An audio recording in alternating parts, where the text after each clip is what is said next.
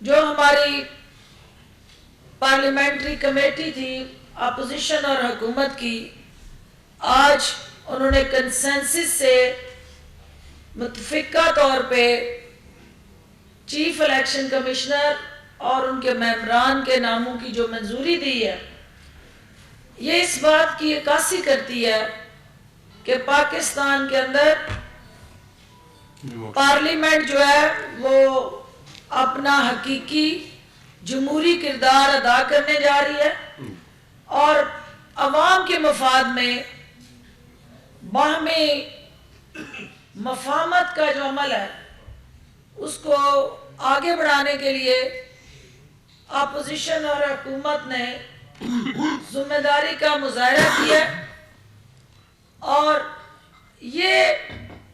جمہوریت کی